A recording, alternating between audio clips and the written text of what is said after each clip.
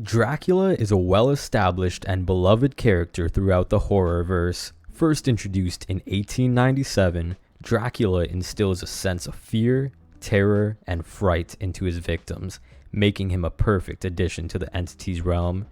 His power consists of three parts: his vampire form, which allows him to spawn a row of hellfire that damages survivors, his wolf form that allows killers to see in third person and lunge at survivors, and his bat form, which allows him to fly at an increased speed, teleport, and go through windows and pallets. Although his kit may seem versatile at first glance, there are many subtle and not so subtle problems that prevent him from reaching his full potential. A good killer design is one that is fun and engaging for both survivor and killer, facilitating split-second decision making, rewarding killers when they make the correct play, and vice versa for survivors when the killer messes up. Here is a summarized list of changes that should be made before Dracula is released on live servers. These suggestions are a mix of the general consensus amongst other players as well as my own ideas.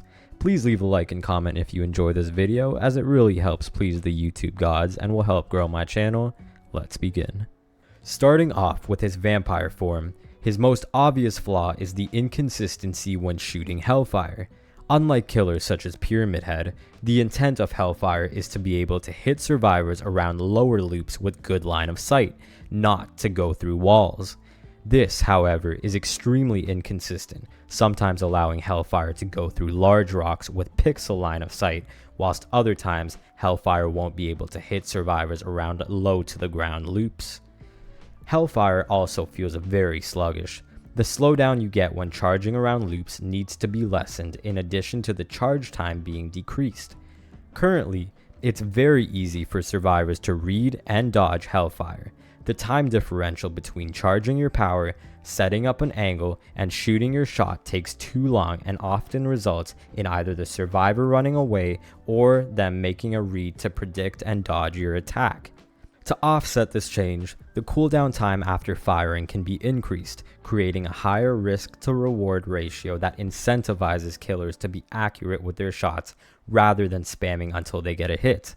This change will ensure that he does not overshadow killers like Pyramid Head, since he will still lose a bit of speed when charging up his power. In addition, the cooldown penalty to his movement speed needs to be reduced.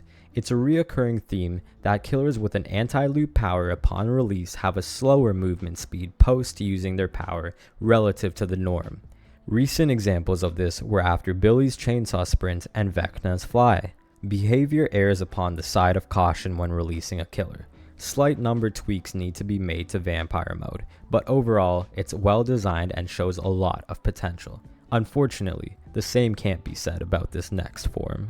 Wolf form allows you to have a third-person point of view, which is a huge advantage when trying to predict survivor movement around corners and walls. Sadly, the advantages of this form stop there. Unlike Chucky, who moves at a consistent speed when traveling in any direction, wolf form drastically reduces your speed when moonwalking and is clunky when trying to turn around. Not to mention, your movement speed going forward is painfully slow. So much so that there's almost no advantage to playing this form in its current state. Thankfully, behavior has confirmed that this is a glitch, and wolf form is supposed to be faster than normal movement speed come live release. The wolf has a double lunge attack that can be used to catch survivors around short to medium sized loops. Despite the charge time being balanced, the loss of your second lunge when colliding with an obstacle after your first lunge is unnecessary. So as to not overshadow Wesker, the lunge attack should keep the limited movement window in between charges, but be changed so that colliding with an object does not stop the second lunge from occurring. Even better, a bounce collision can be applied, allowing the wolf to ricochet off corners and walls, raising the skill ceiling to allow for more unexpected and challenging hits. Changes to the distance of his first and second lunge can also be made. This can be in the form of an add-on or directly to his base kit. This change would make it so that his first lunge goes further while his second lunge is reduced, allowing killers to better position themselves around longer loops and catch survivors at corners before they can escape.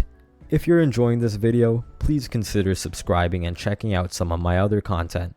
I post weekly Dead by Daylight videos and discuss all things killer. The Bat is Dracula's third and final form. With a faster movement speed compared to vampire mode and the ability to go undetectable, the design of this form has a solid foundation. Killers can teleport to windows and pallets within range, similar to the Dredge's ability, but can only see survivors' scratch marks when flying around. Additionally, the Bat can go through pallets and windows with no slowdown, reappearing in vampire mode with a slight hindrance to movement speed. The most prevalent issue that comes to mind is the noise level of the bats.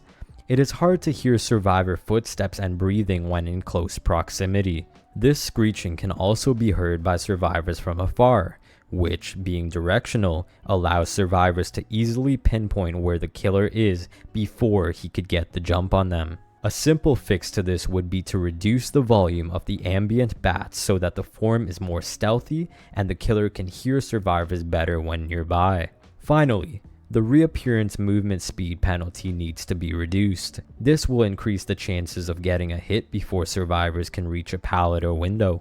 As with all these changes, exact numbers will have to be playtested and fine-tuned. Dracula is a promising killer with both a high skill ceiling and floor. His perks are not too strong by themselves, but in combination with other perks and builds can be quite effective. If you're interested in seeing a powerful and possibly problematic build that killers can use with Dracula's new perk, Hex Wretched Fate, go check out my previous video on screen now. Thanks for watching, and I hope we get to see an improved version of Dracula come live release.